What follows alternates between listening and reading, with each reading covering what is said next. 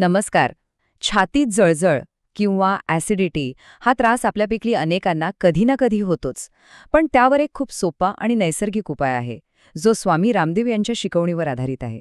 चला, आज आपण तोच उपाय जाणून घेऊया. आता एक आश्चर्याची गोष्ट. साधं गरम पाणी प्यायल्याने सुद्धा ॲसिडिटी होऊ शकते का? तर हो, काही लोकांच्या बाबतीत असं खरंच होतं. ह्यावरूनच लक्षात येतं की प्रत्येकाची शरीर प्रकृती किती वेगळी असते. तर सगळ्यात आधी हे समजून घेऊया की ॲसिडिटीची समस्या ही खूपच कॉमन आहे, म्हणजे अनेकांना होते. आणि जसं आपण आत्ताच बोललो, काही जणांची बॉडी इतकी सेन्सिटिव्ह असते की त्यांना गरम पाण्यासारख्या अगदी साध्या गोष्टींनीही त्रास सुरू होतो. पण मग अशा वेळी काय करायचं? घाबरून जायचं कारण नाहीये.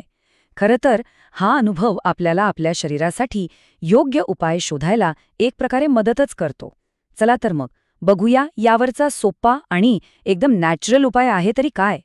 तर हा उपाय आहे एक साधा थंड उपाय. याला आपण थंडाई म्हणू शकतो.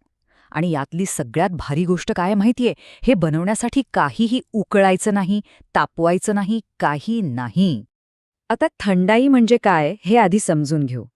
तर काही औषधी वनस्पती किंवा मसाले पाण्यात फक्त भिजवून ठेवायचे, त्यांना उकळायचं नाही. असं केल्याने उष्णतेशिवाय त्यांचे सगळे चांगले गुणधर्म त्या पाण्यात उतरतात. बस इतकंच आहे हे. आणि यासाठी काय काय लागतं? अहो, सगळं आपल्या किचनमध्येच आहे. जिरं, धणे आणि बडीशेप. हो, फक्त या 3च गोष्टी. बरं, साहित्य तर कळलं.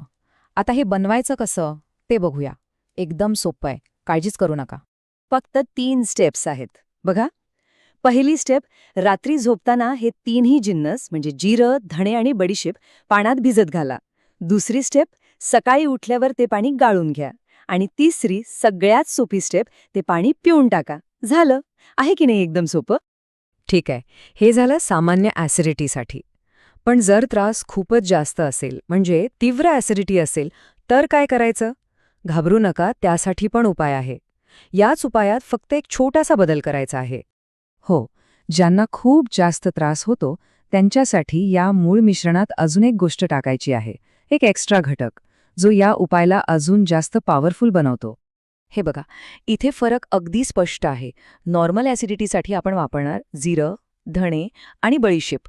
आणि जर ॲसिडिटीचा त्रास जास्त असेल तर त्यात फक्त एक गोष्ट ॲड करायची आहे, आणि ती म्हणजे मुलेठी. आपण त्याला ज्येष्ठमध असंही म्हणतो. चला, उपाय तर समजला, पण आता सगळ्यात महत्त्वाचं, हे रोजच्या रुटीनमध्ये वापरायचं कसं, म्हणजे याचा फायदा सतत कसा घ्यायचा.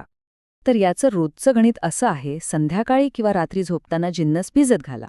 सकाळी उठल्यावर पाणी गाळून प्या. आता ते भिजलेले जिन्नस फेकून देऊ नका हां, त्यात पुन्हा पाणी घालून ठेवा. आणि ते पाणी तुम्ही दुपारनंतर किंवा संध्याकाळी पिऊ शकता. म्हणजे बघा, एकाच मिश्रणाचा वापर दिवसातून 2दा होतो.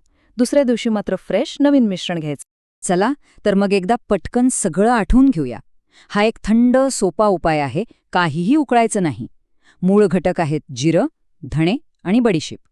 जर त्रास जास्त असेल तर त्यात ज्येष्ठमध टाकायचं. आणि हो, भिजवलेले जिन्नस एका दिवसात 2दा वापरता येतात, हे लक्षात ठेवा.